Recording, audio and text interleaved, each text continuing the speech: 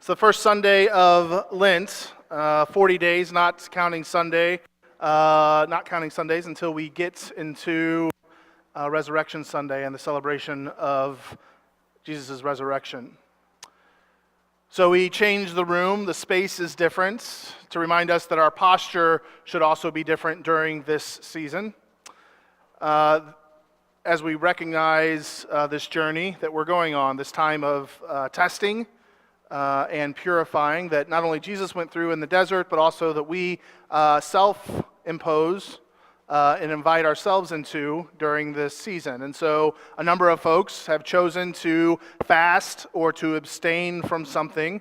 Others may be putting something on, a different rhythm or a different practice in their life to help them to be mindful of Christ. And so in this repositioning of ourselves, we become living sacrifices. We're offering our lives, we're offering our minds and our hearts and our souls up to God for the sake of being transformed, being molded, for the sake of serving and loving and blessing others.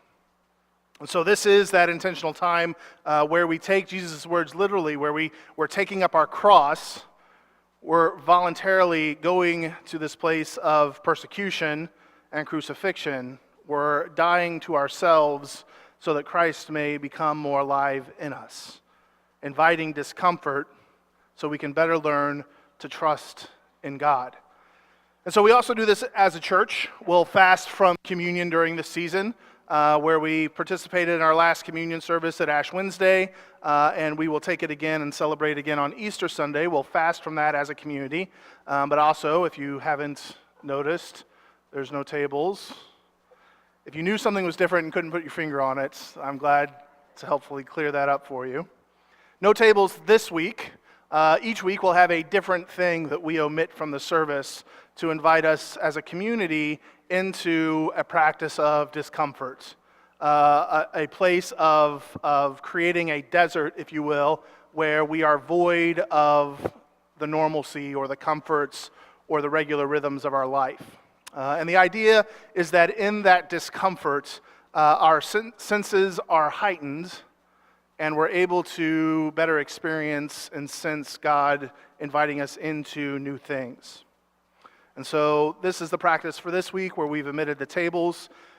And it reminds us that the tables are not just a modern convenience. They're not just a new hip way to do worship space, but the tables become an important symbol for us as a church because Jesus did so much of his ministry around tables. He met with people face to face. He shared in meal and celebration with sinner and the saints alike of that day. And he knew people at that personal level where he spoke to them and spoke into their lives, not on some distant soapbox on the corner of a street. And so it's important for us that we celebrate each Sunday around tables, and thus, while it's important for us that when we pull those away, we recognize that hospitality is something that we value both biblically, but also in our practice as a church. As we go through the Lenten season, we're going to focus on a text. It is from Philippians 4:8 that Paul gives us, and it says this: "Finally, brothers and sisters, whatever is true, whatever is noble, whatever is right, whatever is pure, whatever is lovely, whatever is admirable, if anything is excellent or praiseworthy, think about such things." And so as we walk through the Lenten season, we're going to change our mind to focus on the things of whatever. Now, when we use whatever in today's culture, whatever is dismissive. Like you talk to any teenager today and give them some instruction or some advice or some wisdom, and there's a good chance you're going to get a response that is either just kind of this growl, grumble, or you're going to get like, whatever. And that also has transposed into adults as well. It is not uncommon to get that kind of response you're like, amen, yeah. Disengaged adults, hopefully not from your spouse, but it's possible. Coworkers, it certainly is the case. But whenever we see whatever in Scripture, it is inclusive, it is encompassing. And we see the word show up a number of times, and obviously Paul uses it over and over in this. And whatever in Scripture is kind of this word that says we're going to do it all. And so in Joshua, in the Old Testament, you get a couple of references where it says, whatever God calls us to do, which kind of is like anything and everything. Whatever the possibility is, that's what we're going to do because God calls us in that. And it's the same principle here with Paul, whatever is true, whatever is noble, whatever is right, whatever is pure, whatever is lovely, whatever is admirable. And so each week we're going to focus on one of these terms and focus on what does that mean for us in the spiritual life and the way that we set our hearts and our minds and our actions around these concepts and these ideas. I was in Jamaica and I went into one of the local convenience stores, really kind of just see what kind of stuff they sell in different parts of the island, because it's always kind of fun to see how different shopping and stores are in Jamaica than they are here in the United States. And so this was called a grocery store, and it was probably, it was about half the size maybe of our gathering space. But it was full. Like there was everything in there. You could get take one of our Walgreens maybe and put everything that's in a Walgreens into that space. And so it's shrink it down, tight aisles. But the thing that caught me on the sign that I wanted to go in for was they had ice cream. And ice cream in Jamaica is a special treat. And so I really went in to get ice cream. And as I was going through the checkout line, there was a glass case filled with cigarettes. And they have Marlboro and maybe just Marlboro is the only one that I saw. But this is not a picture that I took, but this is the kind of warning that's on, and I don't know if this is on cigarettes in general in the U.S., but this is what was on the label there. Like if you're like, well, let's see, maybe I'll try smoking. Oh, maybe not. Another box said, smokers die at younger ages. Like, these are certainly aren't messages of encouragement. Like, well, give it a shot. What do you got to lose? Not the case at all. Like these very strong messages, like these aren't good for you. And so I was going to ask if anybody smokes. This is on box. I'm not going to do that. So anyway. So there's this, and then I was reading about, and I know there's some computer guys and gals that'll be able to help me out with this. But when the computer revolution began, and that began to grow, it became very obvious that computers only operate and work based on the information that is correctly put in. And so if you put in correct data, you have an opportunity to get a correct response. If you put in wrong raw data that's bad, the computer really can't do anything with you. It just becomes a piece of plastic and wiring. And so there became this phrase that was developed called GIGO. Am I saying that right? Tim, I'm looking at you. Garbage in, garbage out. That if you don't put the right stuff in, you're not going to get the right stuff out. That the computer isn't designed to kind of do that artificial intelligence at that time, to do that type of processing. And the reality is the same thing happens with us in our lives. That if we put garbage in, we're going to get garbage out. Death is going to come out of us. Sickness, wrong answers, wrong life, wrong motives, wrong perspectives, all that comes out of us will be misplaced. That what you put in your mind determines what you get out. And so think about this. Humans have somewhere on any given day between 10,000 and 70,000 thoughts a day. That's a lot of thoughts. Like, I had to go through and think about that. I'm like, wait, is that even possible? Like, how many seconds are in a day? And can you have more than one thought in a second? And then I thought, well, yeah, absolutely you can. Any moment where you've had those kind of a scary opportunity or a sense heightening opportunity where you're like, time stood still. What happens in those moments is you are having so many thoughts compressed into a number of seconds that it feels like time stands still. And so even as I'm up here speaking, I have multiple layers of thoughts that are occurring in my head. I'm thinking about the flow of the message. Did I start the delivery of this message the proper way? Are people so disconnected because there aren't tables that they're not even listening to a thing I'm saying? Did I make sure that my zipper's up before I started? Are half the people in here now looking at my crotch and again not listening to what I'm saying?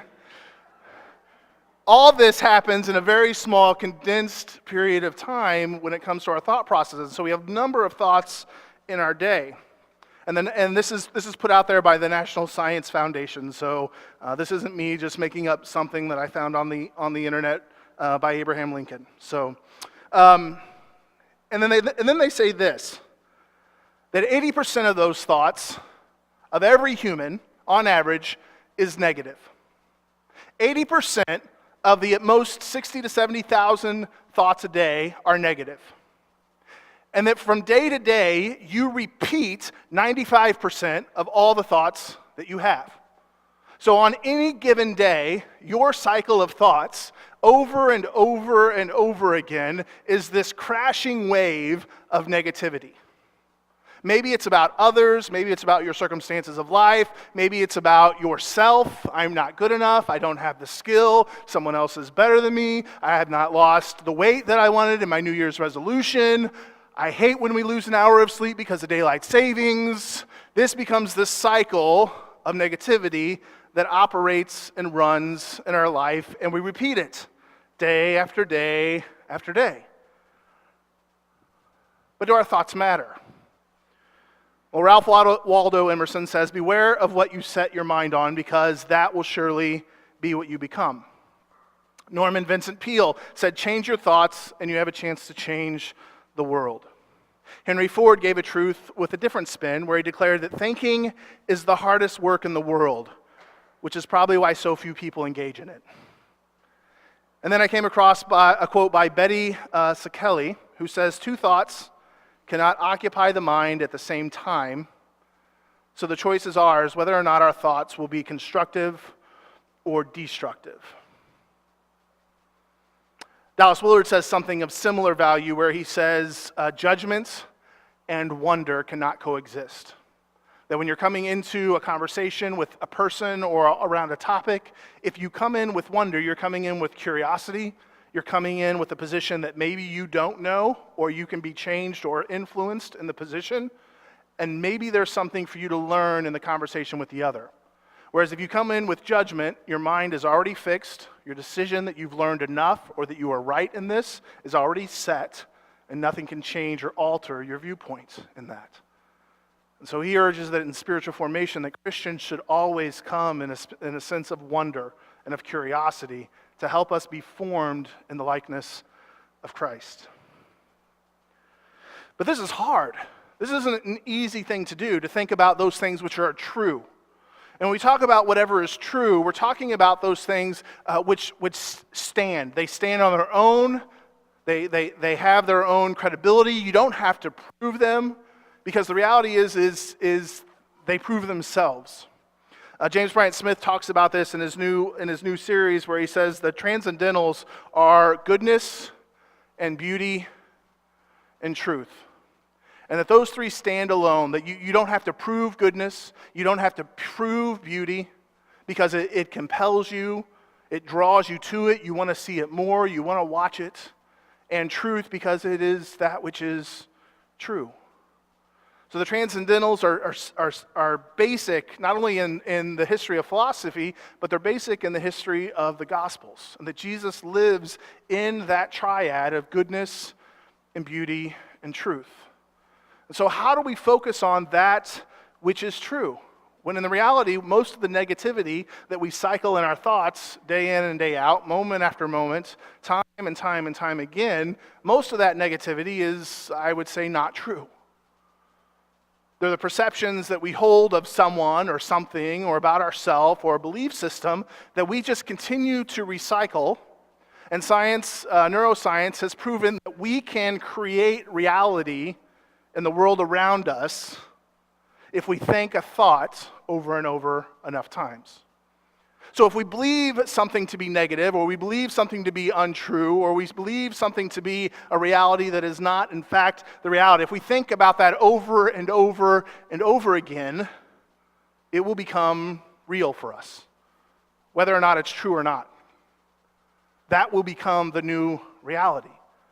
And to be confronted with that usually has to come with kind of a hard stop. And so this happens when we change our theology. This happens when addicts come to the reality of the pain and the cycle that they're going through and the negative reactions of their life.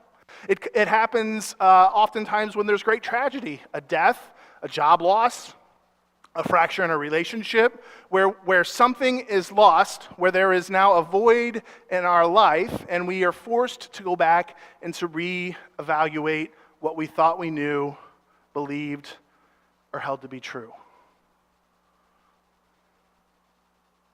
Here's one way this plays out. When Cami and I bought our house on Cherry Street, it was built in 1876. It was condemned by the city. It was ready to be bulldozed. A young family came in and bought it for about $30,000 cash, as we understood, and spent about 4 years rehabbing the whole house.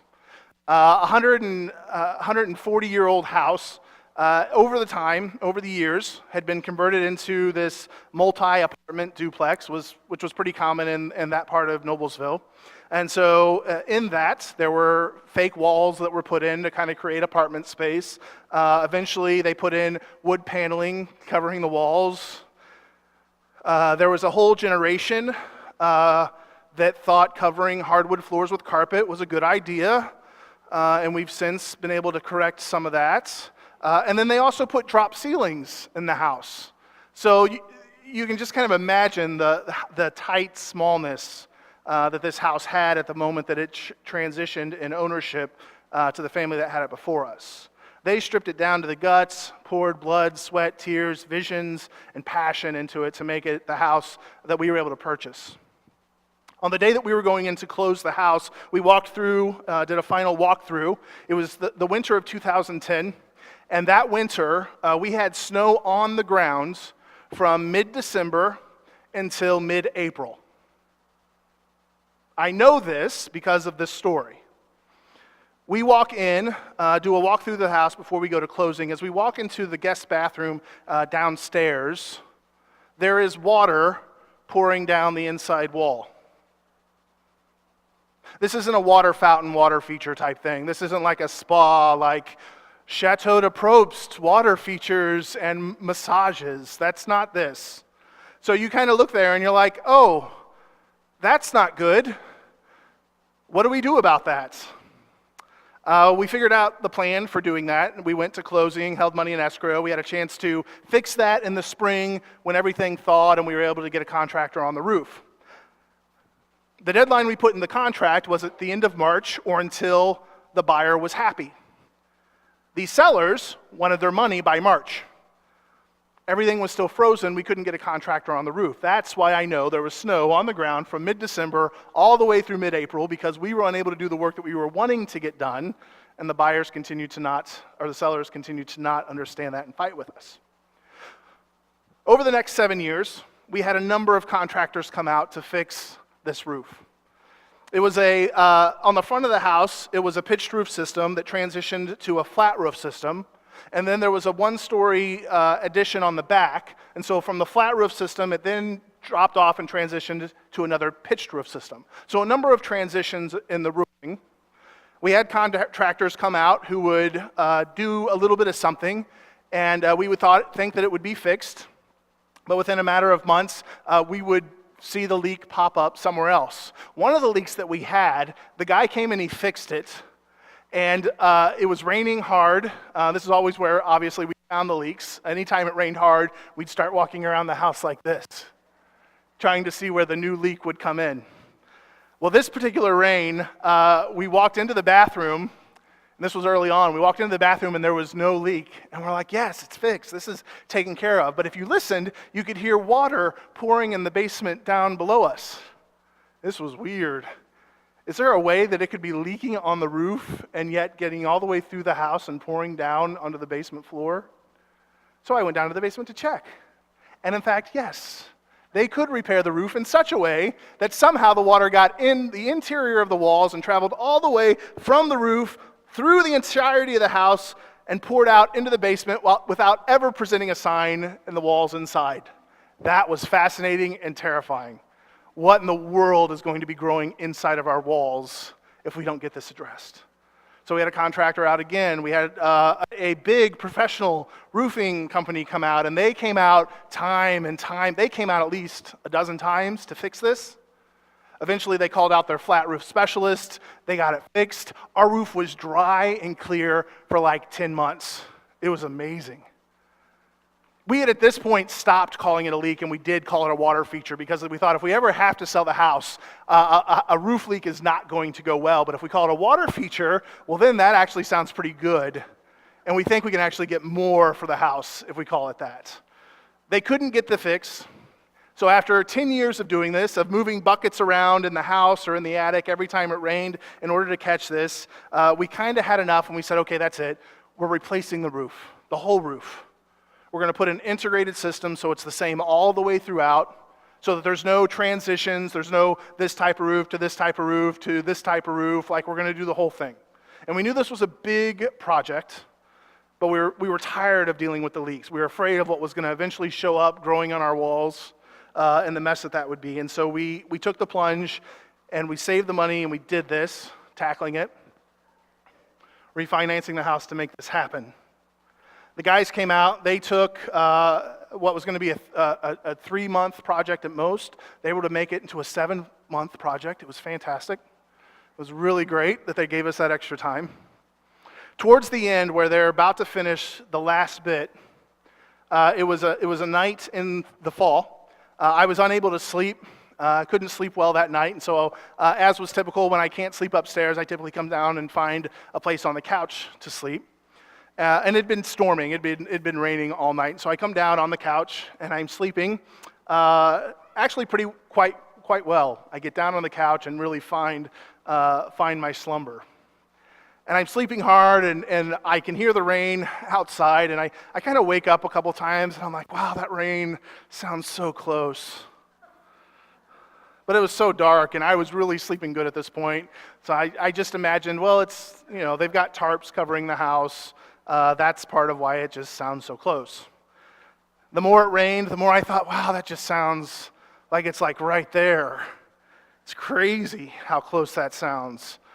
And so at about 5 a.m., I'm like, that sounds so unbelievably close that I get up and I realize I was right. It was so incredibly close. It was right in the laundry room. And I turn the light on, and it's not dripping in the laundry room. It's raining everywhere in the laundry room. And so I thought, Cammie's really not going to be able to appreciate this when she wakes up. And I couldn't get a bucket and put it under a drip because there wasn't a drip. It really was raining everywhere. And I thought, well, it's 5. She's going to get up at 6. The rain sounds like it's tapering off. I can take care of this. Thanks for the laugh. So I go through and I'm getting every towel that's in the downstairs, and I'm kind of doing this giant floor mop thing and then putting them in the dryer and drying them and putting, at this point now there's kind of drops that have found the weakest path. And so I'm kind of able to start collecting it in spaces, drying towels, sopping, kind of doing this cycle. In about 30 minutes, I realized this is all pretty futile because the drywall now starts just kind of collapsing in on the ceiling. And I thought, Cammie's going to be really happy when she finds this and gets up in the morning. And I had a meeting to go to. So I needed to leave to get to my meeting, which I knew I was going to be completely useless for. But I thought at that point that was a good thing to do. I think I was trying to run away, figure out how do I disappear for a while. So I can't remember did I come up and tell you or did I text you? I came up and told her, hey, morning. It's raining in downstairs everywhere. It's going to be a mess. contractor's going to deal with it. I'll figure it out when I get back from my meeting. Don't worry about it. And then I think I ran out of the house as fast as I could. She, of course, gets up. I'm assuming she probably tries to do something similar to what I did. At this point, it just continues to get worse as the drywall starts to fall in the dining room, or in the living room, laundry room, sorry. So I finished my meeting. I call to check and see how it's going. She says, you need to call the contractor and we need to get this dealt with. Sure, absolutely, that's the plan. So I called the contractor and I said, hey, it's raining inside of our house. He says, oh no. And I said, oh yeah, no it is. This is actually the same time that the hurricane was happening in Houston. I remember that as well. And so he says, we'll be there as soon as we can and we'll start getting this cleaned up.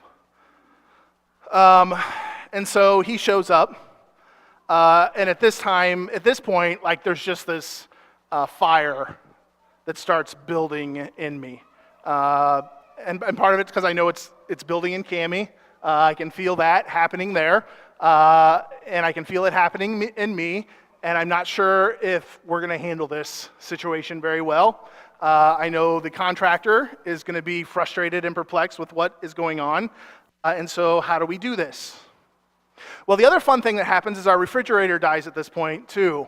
And so we were going to deal with that, too.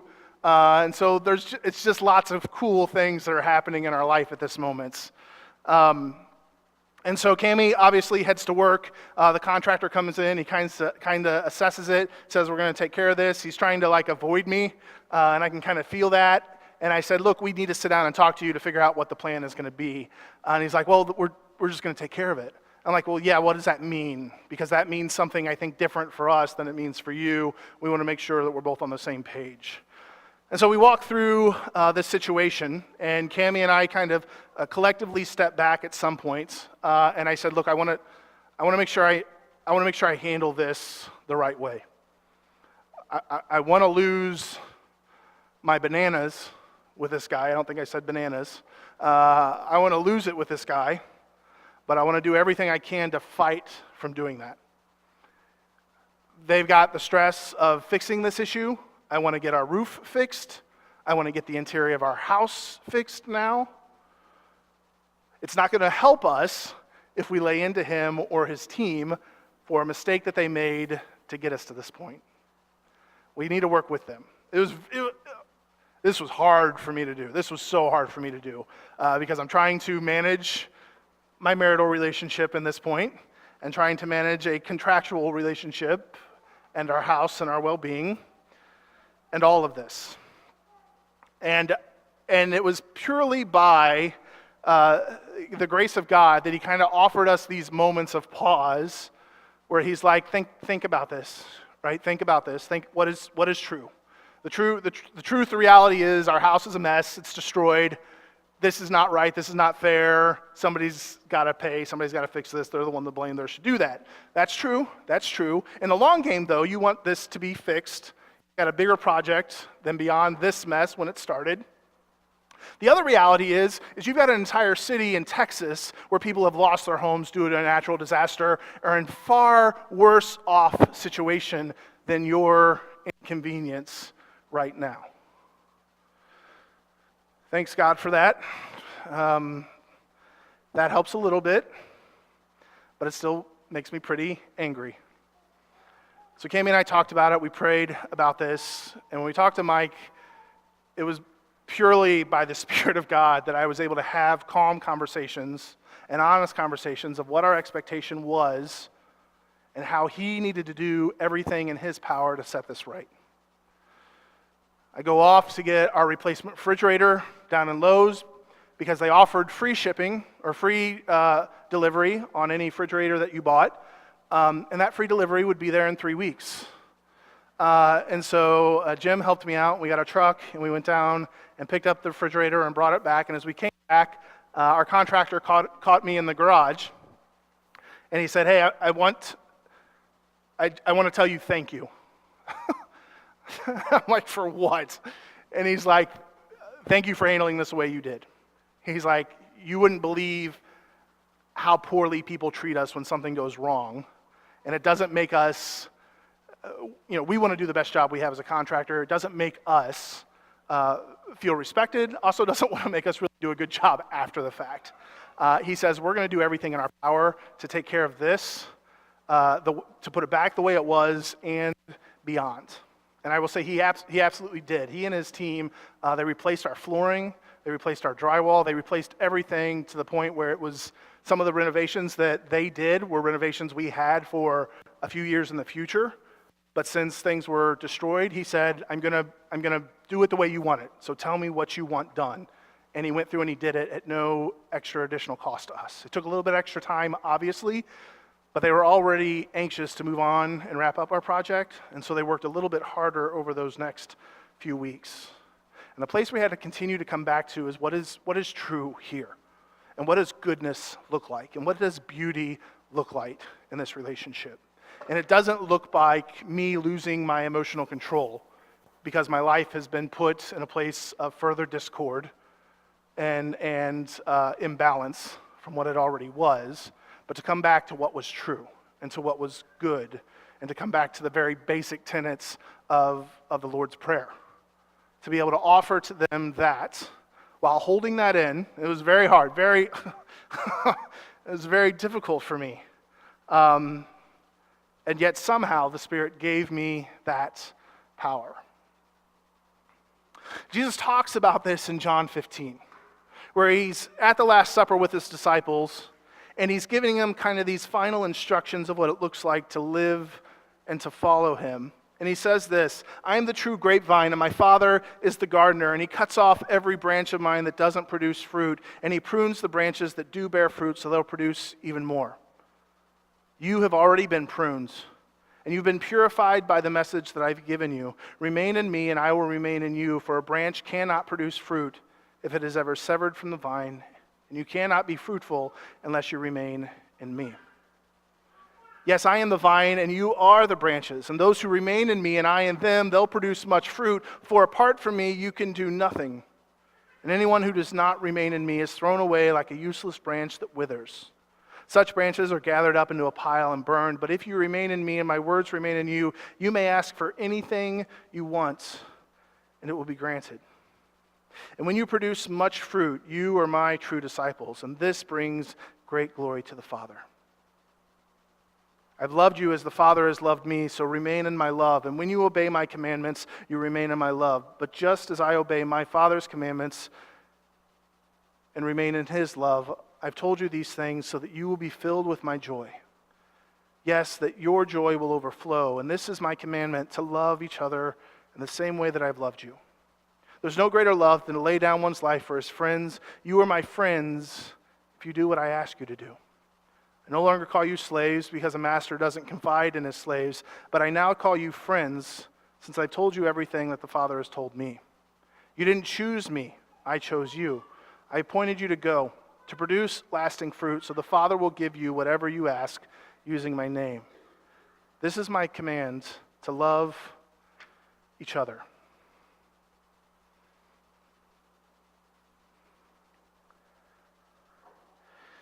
They knew they were working on a pastor's house. I needed them to know, because the world often doesn't, I needed them to know that a pastor can actually live out the way of Christ.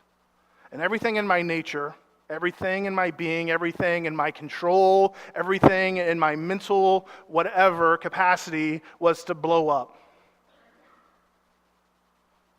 To yell about this injustice, this frustration, the fact that the project had already extended the time that he said it would, that this now became an even greater convenience. There was a potential for damage that would be irreplaceable on our home that was 140 years old. There were so many arguments, there were so many negative things that were spurring my emotional frustration. But when I came back to goodness and what is true and what is beautiful, none of that fit in. None of that mattered. None of that meshed. And the reality is, if we want to call ourselves Christians, if we want to call ourselves followers of Christ, people who walk in the way, people who attend church, the world is watching and looking to see that when the fire burns hotter, does the character of Christ reveal itself? And I'd say oftentimes for the church, it does not. I sit on a couple of forums on social media where pastors, they're private and they're held specifically for pastors, and we get to kind of share and kind of to debrief the frustrations of pastoral ministry and what it looks like to work with our congregations and our boards and decisions that we have. And we also share some humor and some tender moments, but oftentimes, again, 80% of our thoughts are negative, and even for pastors, the negativity gets shared. And oftentimes, it's not the character of Christ that gets revealed. That when the fire burns hotter, we allow our flesh, our carnal desires, our own fears, our insecurities, the lack of trust that we have in the kingdom, the lack of trust that we have in God, that all comes to the surface and gets expressed. Because we haven't cultivated, we haven't taken the time to make the reality of Christ the reality of our reaction. And it hopefully didn't happen today. Maybe there was somebody whose frustration bubbled to the top when they walked in and saw something different in the room. Where are the tables? What are we doing this time? We're always changing something. We're always shifting something. He always is trying to get us out of our comfort zone. This is always a teachable moment for Patrick.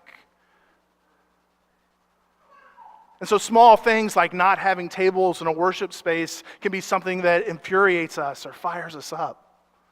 Churches have certainly been split over matters that were something a lot smaller. Mike Yaconelli tells the story of churches that have fired youth pastors because Kool-Aid was spilled at a youth gathering in the Johnson Memorial hallway. And that should be this great shrine because the Johnsons donated this money to have this space, and they don't want the carpets stained or destroyed. And he said, I imagine if you were to go back and actually go to the Johnsons and ask them their story and ask them what they want, my guess is they want the space used. They want it used to gather the people of God, particularly the young people, to grow in excitement and energy and relationships so they can grow deeper into the kingdom. And if they can't, well, is it much of a church? It sounds like it's more of a museum. And so for churches that have rooms that are named after them, we should be excited when things get destroyed and have to be replaced because that means they're getting used and getting used well for the sake of the kingdom. The things are getting destroyed and need repair. The things need replaced over time because that means you're doing the right thing with them and for them. That we shouldn't get frustrated with those type of conversations. And then we go through our daily life that when somebody messes up our order or somebody cuts us off in traffic, that we should stop and recognize, now that we know the reality that 80% of our thoughts focus on the negativity, and we recognize that even in ourselves, we hopefully can extend that to other people because they may not realize they're trapped in this cycle of negative thoughts. And they don't know how to get out of it. But now hopefully you can help them. That you can be a source that helps to calm them, to cool them, to give them a break where maybe the rest of the world isn't going to give them a break. Which means sometimes in giving them a break, you have to allow them to crucify you.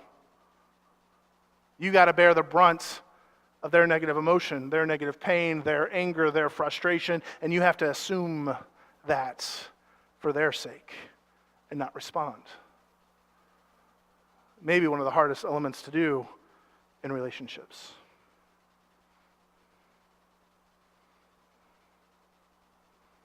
But when we do that, that becomes the opportunity, that becomes the platform where we assume that, where we take that, where we don't lash out, where we don't fight back, where we don't try to justify our decisions or our emotions. We let them vent.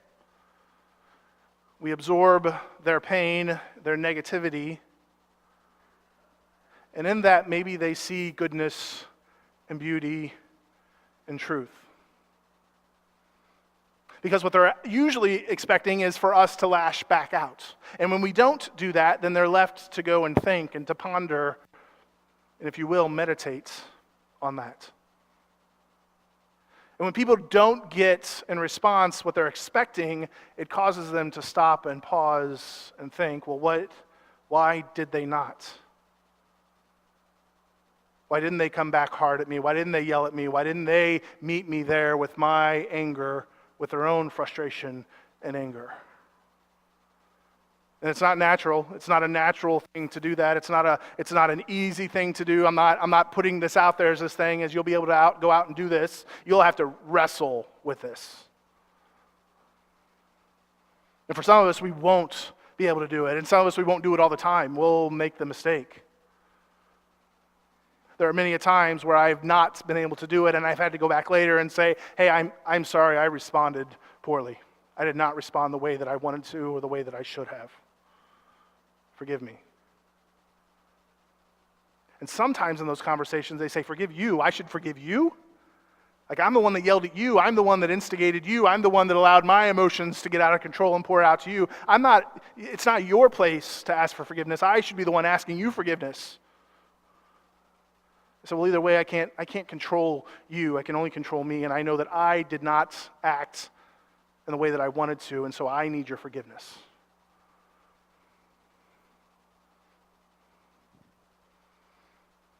This only happens when we live in the vine.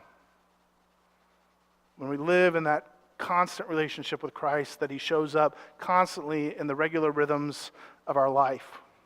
And this happens when we focus our mind on whatever is true. When we walk through the apprentice group in the apprentice series, and when I provide spiritual direction with people, I talk about the importance of being able to be still. Sometimes we think that just means being able to sit and stop for a while. But when Scripture, the Psalm calls us to be still, he's actually inviting our life to be still. That yes, we're still in our action, but that we're also getting to a place where we can still our heart, where we can still our mind, we can still our emotion, where we can still our energy, where we just allow our body, our soul, our mind to rest in God. And when we can allow that stillness to really enter in, then we begin to really sit in that place where we can experience and hear and see and commune with God. To be still. Which means also that if our thoughts every day equal about 70,000, if we're able to still our lives, still our thoughts, still our actions, well, maybe reduce it from 70,000 to 50 or 40 or 20,000 thoughts. And maybe the thoughts that we're clearing out are the negative thoughts that just recycle themselves over and over and over again. I want to close with this final thought. Pastor Jack Terry down in Jamaica, he's always got these funny, witty comments. Everything's kind of almost always a joke or a ditty or a thing. There's always humor, this playfulness. At 88 years old, there's always this spirit of playfulness in all that he does. And one of the things that he does, just kind of offhandedly with people, is he'll just say, don't think about a mongoose. Well, some people don't know what a mongoose is, so that doesn't really work, but I like to say don't think about a llama, because most know what a llama is. But the moment you say that, you start thinking about a mongoose or a llama. Like, you can't not. They're like, don't think about a unicorn. Oh, there it is. And so it does no good for us to say, well, don't think about negative thoughts. Well, because our first response is, well, that's stupid. Well, that's a negative thought. Failed. So we can't replace negative behavior, negative thoughts, negative action, negative mindset by not doing that negative thing. We actually have to replace it. So we have to replace it with a good thought, or a true thought is what I'd call you to. To try and think about and discern, well, what is true? What is long-lasting? What doesn't have to be proven? What's going to stand for the length of time beyond the situation? What does God call us to? Where is he asking us to trust him? If you could sum up the sermon, it would be the choice is ours. And the ability is ours. It takes effort on our part to do this, to change our thoughts, to shape our thoughts, which then will in turn shape our feelings. But the question ultimately is, what does your thought life look like? Does your thought life look more like Christ with each and every day that you walk with him on the vine? Or is it still too much you? Are you still in the driver's seat? Are you still the one pulling the switches and triggers?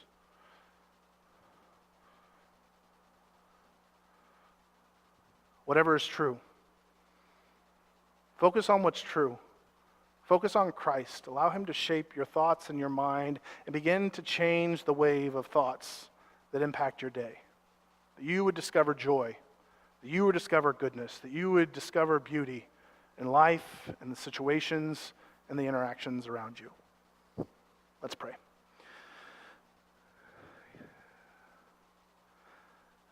God, you say that the yoke that you offer us is easy.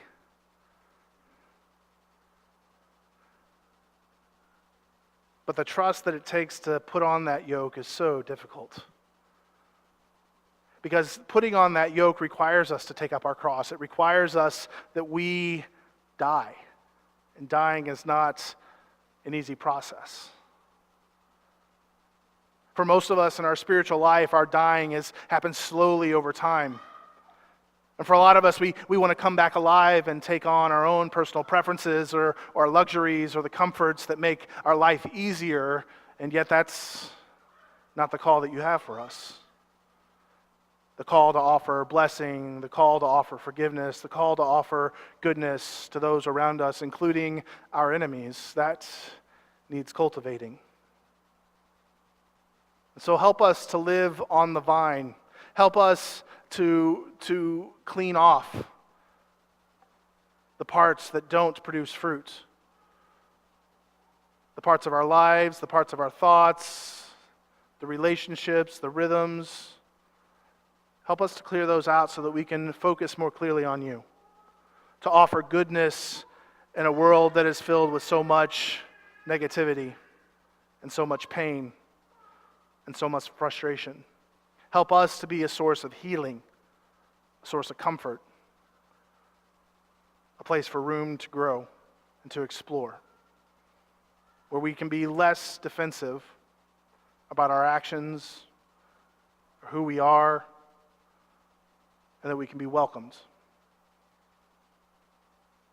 Because that's how you welcomed us. That while we were still sinners, you died for us. So help us to offer that same goodness to others while they're in their pain and their blindness and their own brokenness. We pray these things in Christ's name.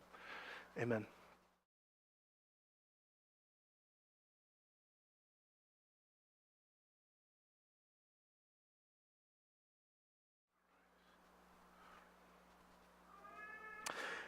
May Christ be your vision, and may you be grafted into his love on the vine, so that you may see your thoughts through what is true, what is good, and what is beautiful. And may you offer the sacrifice that you have received of Christ to those seeking redemption and healing and wholeness in their life. May God be with you. Go in God's peace.